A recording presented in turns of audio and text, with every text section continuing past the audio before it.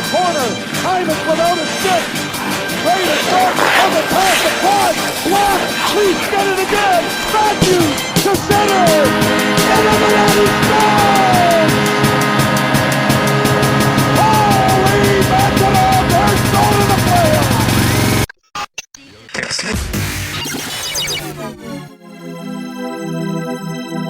Created by Die-Hard Leafs fans for Die-Hard Leafs fans. This is the Holy Mackinaw podcast with Clayton Theriault, Danny Horton, and Brett Wills. All right. Welcome, everybody, to the Holy Mackinaw podcast. I hope your summer and off season went well. And welcome back, Danny and Brett. And how are you guys doing today? How are we feeling? Feeling good, man. Ready to go again. I'm ready to be heard all over again. You know, it's early October, but it hurts so good. It hurts so good.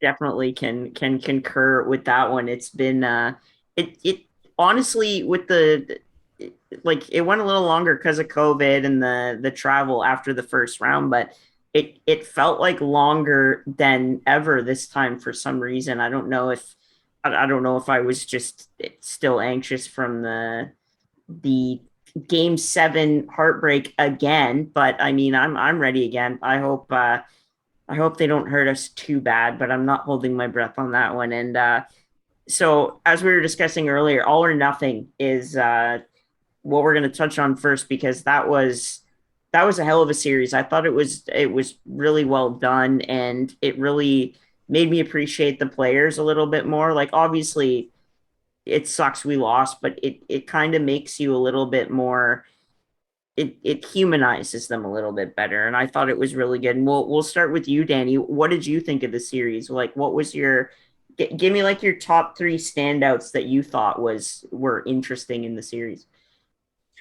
Well, it's interesting, right? Because when you start watching this series, like, you have inevitably know the conclusion, right? You know what's going to happen at the end. We watched it all season long. So I don't know. I just kind of watched it for what it was, to be quite honest with you. I enjoyed the little interactions behind the scenes. Like you mentioned, it humanizes the players a little bit. It takes you inside the dressing room, and it gives you a little bit of that team dynamic and how the boys interact on a day-to-day basis and what they kind of have to go through. I enjoyed that. My favorite quote or takeaway from the whole thing, because it's true, was Paul McLean. I can't remember if it was after the Game 6 loss in Montreal or just after they lost and they were debriefing in the war room, kind of, so to speak, with Sheldon Keefe and the management team, when he looked at Keefe and the other management team members and said, "These guys have demons. They see demons in their room. They see demons in their car. They come to the rink. They see demons." I think it's true, right? It's 5 straight years of first round exits in the playoffs. Even if you want to count the Columbus one, I kind of do, even though it was a play-in technically, I still count that as a first round loss. They're fighting demons in their own heads. And Paul McLean, right after that, he said, "Our biggest hurdle is ourselves." And honestly, as a guy who watches, as a Leaf fan who watches this team day in and day out, and I breathe Maple Leaf hockey, that's honestly how I felt. There was nothing in that docuseries that surprised me at all. You know, you love and you hate seeing the players dejected after that Game 7 loss, right? Obviously, you don't want to see anybody upset, but at the same time, seeing them upset kind of makes you realize how much they truly care, right? About the team, the organization, and, and personal success too, right? They're just as embarrassed as the fans are, if not more. They're the ones that have to live it and deal with the constant criticism day in and day out. So that's really my takeaways from the whole series. I enjoyed the series, but I like how Paul McLean, Sheldon Keefe, the management team were pretty direct with the players. Kyle Dubas was he coddled them a little bit, but you always have to have the one that's sort of nice to them and gives them the positive, because Sheldon's the guy that has to give it to them on a day-to-day basis. Sometimes it's nice to have somebody in your corner too, right? And go a little bit easier on you. I felt like that was Kyle's role. He was very compassionate, very caring to the players. That was my takeaway from there. Sheldon's very fair with the players.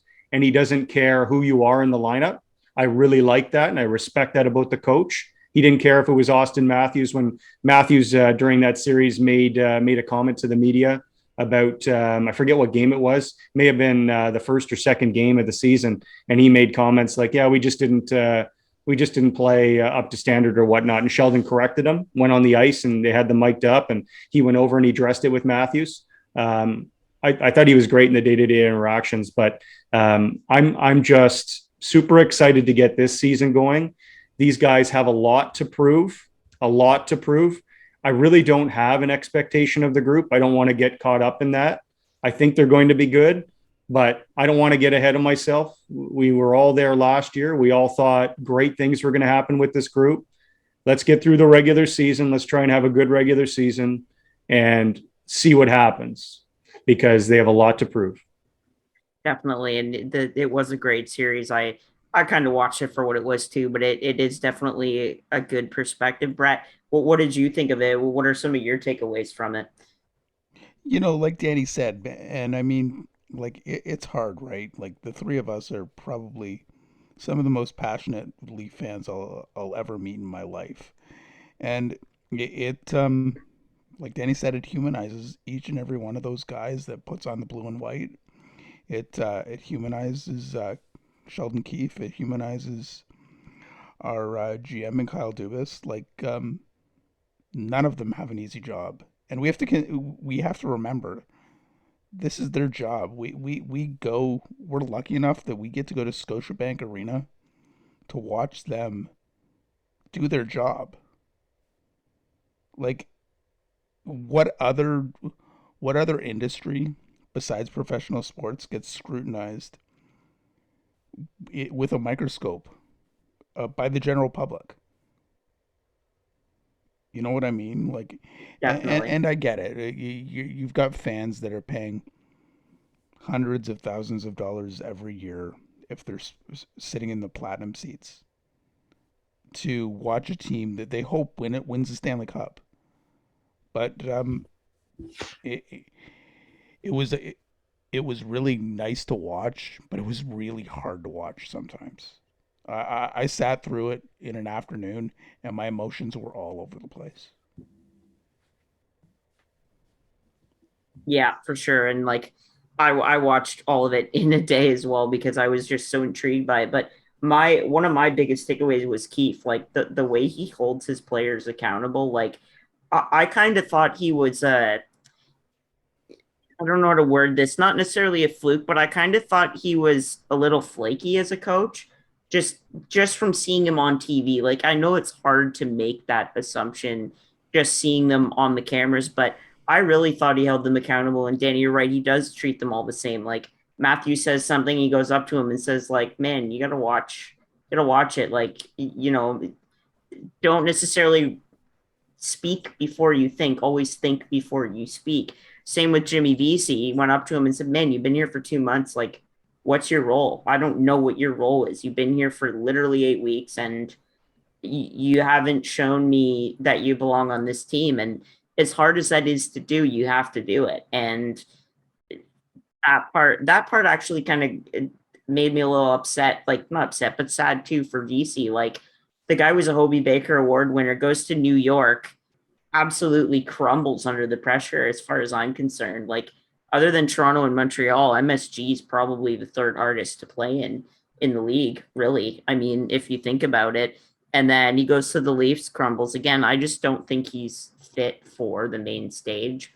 I think he's going to be up and down from the minors for his whole career. And then the other thing I agree with you both is Dubas. Like he just cares. You can tell he cares about the team. And yeah, he coddles them a little bit, but he also tells them how it is. Like the scene with Mackinaw where he brings him in and says, like, are you happy here? Like, I want to make sure you're as happy as you can be and let me know if you need anything. And it was really nice to see. So I think we all pretty much have the same takeaways there, but a little bit different. And then so that brings us to the preseason. And so the Leafs signed, I'm just going to pull up the lineup now just to show like the difference between the last few years, but there it is there. So we've got Cash there on the right wing, Kampf, Bunting's in there, Nick Ritchie's in there, and then Amadio's down there scratched.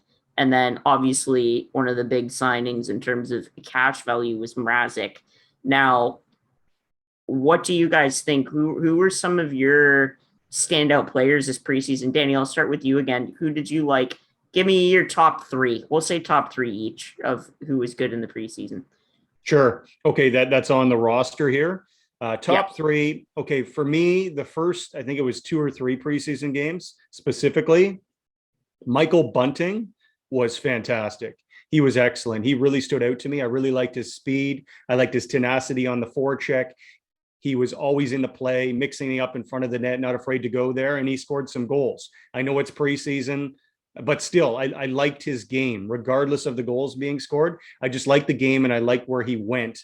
And he was in the mix there, forechecking hard and whatnot, working hard on every shift. Nick Ritchie in limited action in the preseason. And mind you, we haven't seen him yet with Austin Matthews. He has skated with Mitch Marner. I thought the two developed some chemistry. I didn't think they were going full out. I guess the only thing I want to see with Nick Ritchie is consistency.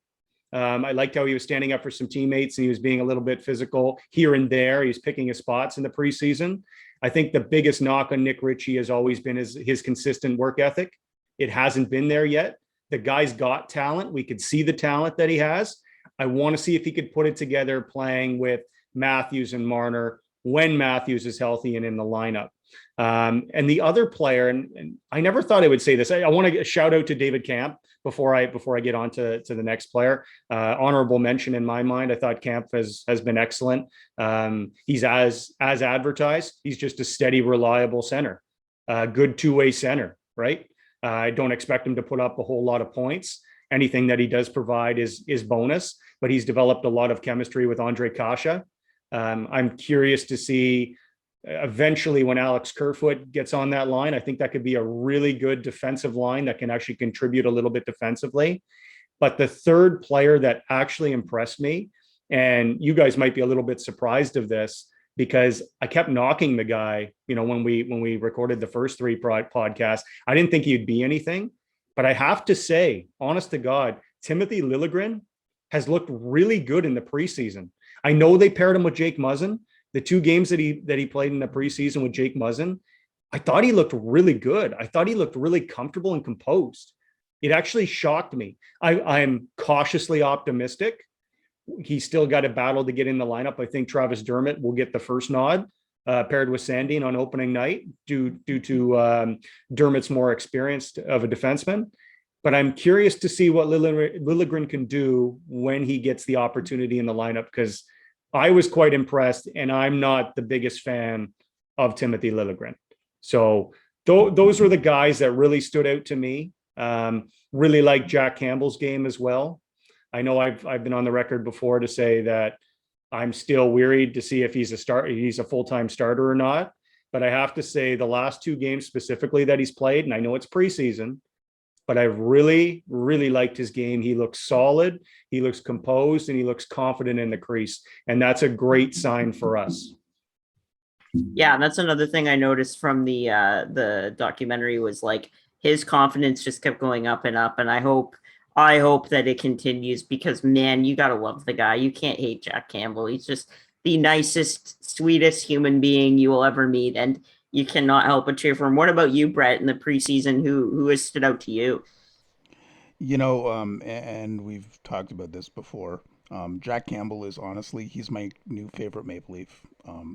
I know that there's a bunch of guys that skate in front of him, and if they play like garbage, then chances of the puck going in the net, it's accelerated. But Jack Campbell, just watching that series and just seeing how much this team means to him and how much the guys mean to him. Being in Toronto, being around these players, Jack Campbell by far is. I'm expecting very, very big things from Jack Campbell this year, and I don't know if he'll be here by the end of the year, but we'll have to wait and see. There's there's a couple of guys on here that I'm surprised are on here, but they're left wings, and I know that there's a couple of guys that are right wings that really I feel need to be given a chance. But yeah, I want to slide them in on the left wing. I don't like Alex Kerfoot. I don't like Pierre Engvall. And maybe I'm going off script here, Clay. You were asking me about who I liked.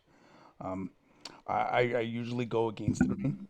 Um, so, but I thought that the part of this off season was to try and find somebody that had a little bit of sandpaper, and he had limited minutes in the preseason. But I really liked Curtis Gabriel. I really thought that uh, I thought he would fit in here somewhere, and it's really unfortunate that he plays on that right side because that right side is really solid.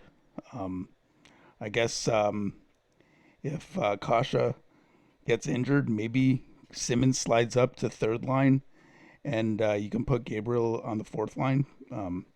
Hopefully that doesn't happen. I hope Andre Kasha has a solid year, and he plays as many games as possible. But I was just I really like the addition of Curtis Gabriel here in Toronto, and if he's playing for the Maple Leafs or the Marlies, I really don't care. I just I want to see what he brings to the table.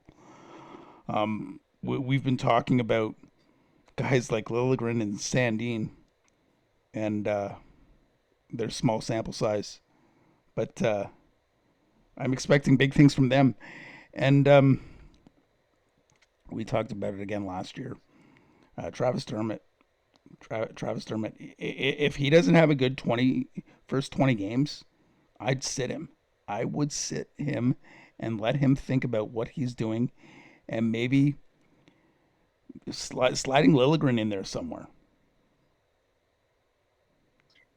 I think so. Like I know you really like Dermott and I do too, but he's definitely on his last legs in Toronto. I think like you're right. If he doesn't have a good first even 15, 20 games, he's probably going down to the Marlies or being traded somewhere. I mean, I think he's up. But if Liljegren did come in, I think he would like you could put him almost anywhere. Like I don't know, I'd put him with Muzzin and I'd put Hall with Sandine. What do you guys think there?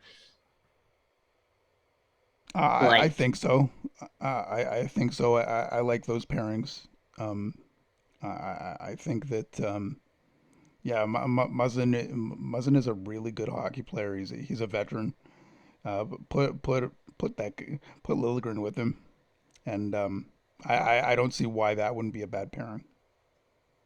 definitely, Danny. What do you think? What are some like changes you'd make based on this lineup, other than obviously Matthews is out and Amadio slides in somewhere in there, depending on where they decide. But if you were to change something, what would you change?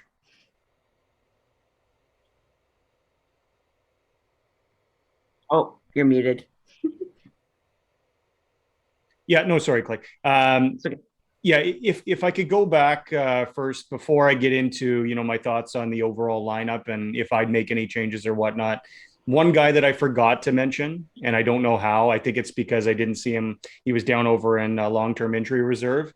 Ilya Mikheyev has had a very strong preseason. My only question mark, and I think probably the question mark of a lot of Leaf fans, is how much offense can he actually produce? Because I'll tell you, his tenacity on the puck, his speed on the forecheck, his ability to turn pucks over is absolutely brilliant. And I really like the chemistry he was building with John and Willie on that second line. That could be a really dangerous second line. He was looking really good to me. It was a great opportunity for Ilya Mikheyev, a guy who's requested a trade in the offseason because he wanted to be in the top six. They were giving him that opportunity. He was proving himself to be right. It's a shame that he broke his thumb. Now he's out 8 weeks. It's a shame that was just released tonight. It's unfortunate. But now it looks like Michael Bunting's going to get that opportunity. As far as the lineup, like obviously, boys, we're looking at a lineup here on our screen that will not be reflective of Wednesday night's lineup because Matthews isn't out. Yeah. Or sorry, Matthews is not in. Matthews is out. Just came out that he's out the first 3 games of the season to start, and then he'll be reevaluated and go from there. But I if you look at the forward group, like honest to God, I know, and I don't care what the media says. This is my opinion. The media is knocking. The Leafs have lost. They lost Zach Hyman in the offseason. They lost Joe Thornton. They lost Nick Foligno. Honest to God, and I wish we had the graphic. I wish we can go and find it. Last year's starting lineup to start the season. This group right here, look at the depth in that lineup. That's with Mikheyev out of the lineup. And I know we're talking with Matthews in here and we're seeing the group, but when Mikheyev is in, that pushes Engvall out. Engvall would not be in the lineup. And I know, Brett, you mentioned that you didn't care for Pierre Engvall. I think Pierre Engvall could be a very useful player in this lineup. His speed, his tenacity on the puck. He just has to find a role and stick to it on the team and basically work hard every night. I think he could be an extremely valuable player in the bottom 6 group. My biggest question mark with the entire team is on the defensive end of things. You guys were mentioning and referencing that, maybe you put Liljegren with Muzzin, and I had already mentioned earlier that I thought they looked really good together, and it sort of settles Liljegren in. To me, that's really the only way, and I don't know if they're going to do it. To me, it really concerns me going with either Dermott Sandin Liljegren, or Liljegren and Dermott paired on that third pair. Man, oh man, to me, that's like a forechecking lines dream for the opposition. They can really rock them hard and really turn over the puck. If I were Sheldon Keefe, I'd be nervous to put that group out. Like we're going to see on Wednesday night against Montreal. Montreal obviously likes to dial it up physically. That's part of their game, use their speed and dial it up physically on the Leafs and try and intimidate and trying to turn pucks over. It makes me nervous to see if that defensive pair gets stuck out there for a long period of time. I think it could be a real problem. So I wouldn't be too surprised if, like, say the Leafs don't get off to a great start, not just in that game, but overall at the beginning of the season. Maybe they look to kind of switch up the pairs. I wouldn't touch Riley Brody. I think that's a really good pair for Morgan, and TJ Brody. He's just fantastic. He's an underrated defenseman in my opinion. Very, very good. Does nothing flashy, just brilliant defensively. He does so many little plays that helps this team. Other than that, goaltending, it's still, in my opinion, a little bit up in the air. I'm encouraged what I've seen in the preseason. Jack looks solid in his final 2 preseason starts. I thought Peter Mrazek looked pretty good in his starts as well. There's a couple goals here or there, but it's preseason and, they're kind of working the kinks out. Me, I wasn't totally sold on a tandem in net, but I'm starting to sort of see where it helps, like namely the back-to-back to start the season, right? We've got Montreal on Wednesday night, and then we play Thursday night in Ottawa for their home opener. In the past, we would have sort of a weaker backup goalie and a tired lineup, and that team just sitting there waiting for us could feast on us. At least we have more of a capable goaltender to go in there, the 1B, and I guess that's sort of the train of thought. You don't burn out your starter. You kind of have 2 of them and you roll with them. So it's starting to grow on me a little bit, but I don't want to get too excited yet. Let's see how it kind of plays out. But overall, I'm impressed with the lineup. I really like the forward group. I'm just cautiously optimistic on the defensive end and in net. 100%. I can agree. But in terms of Brody, the one thing I think quietly, he was our best defenseman last year. I really do. I think he's just so quietly good at his position, and that's a good thing. We don't need a flashy guy. Just do your job and get it over with. That's really it. In terms of goalies, I can agree, but I think there's potential. If they split the season, I think it could be better than we even realized, but they got to play to show us. So we will see. And then, so obviously there's our thoughts for the lineup for game one, but what do you guys think is going to happen in game one? Like, just let's do prediction of score and just thoughts about what you think is going to happen. I guess, Danny, go ahead. Prediction of game one. That's a hard one, right? Because I guess all along I was hoping that Austin Matthews would be ready to play. And I honest to God, like watching this group in the preseason, I've been very encouraged by the forward group. And I was really looking forward to see a full lineup. Now we won't get to see that at full strength. So I'm curious to see where our depth and scoring is going to come from, right? Because Johnny's going to here. Actually, I want to bring this up. Let me see if I can share this screen. Here we go. Let's maximize this. So John Tavares is going to move up and he's going to play in Matthew's spot there on the top line with Marner and Ritchie. And I know a lot of Leaf fans, myself included, kept saying after last season, we'd like to see John play with Mitch again because Mitch he drives the line. He really creates a lot of offense. And I think John struggles to create offense, but he can still put the puck in the net. So I'm curious to see if that combination does well right off the bat. If when Matthews is healthy, does he come back and play with Willie and Bunting on the second line to start? I'm curious to see. I don't want to jump to any conclusions, but it's just a thought. But anyway, we're going to see how John, Nick Ritchie, and Mitch Marner see if they can develop a little chemistry right off the bat. This is what I mean by secondary scoring. I do not think Alexander Kerfoot is a center iceman. I like him much better on the wing, even though he's good defensively down the middle. I do not. He does not put the puck in the net down the middle. He does not drive a lot of offense. I understand why they have to put him there, obviously with the injury to Austin Matthews, but boy, the lineup looks so much better, even just with one or two guys missing. You have Matthews in there. That slots Johnny down. It slots Kerfoot down to the wing. Engvall goes down to that to the fourth line. Just makes the team so much deeper. But let's see. We don't have Carey Price in net to start the season for Montreal. We all hope that he gets better and takes the necessary time that he needs. But let's see. If I had to predict a score, this is just off the cuff of my head. I'm going to say 3-2 Toronto, and that's purely based on bias because I think Montreal has a pretty deep lineup too. All right, sounds good. Brett, what do you think? What do you think of the starting lineup? And give us your score prediction. So I'm going to give you the score prediction first. I think the Leafs can pull it off 3-2, but it'll probably be in overtime. With Matthews out, just like Danny said, it's still a good lineup, but when you've got that first line center position, and I mean, I guess you could flip a coin there, though, right? It'll be tough for the first few games, but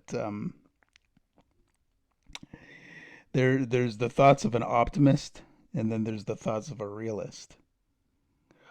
I'm trying desperately to be the optimist, but I'm going to be the realist for the first 3 weeks of the season. And I mean, if they can play .600 hockey the first 3 weeks of the season, I'll be happy. Yeah, like just take a look at that Montreal lineup. They've got some depth to it. Like obviously no superstars or anything like that, but balance. And keep in mind, Mike Hoffman's not in the lineup either for them, right?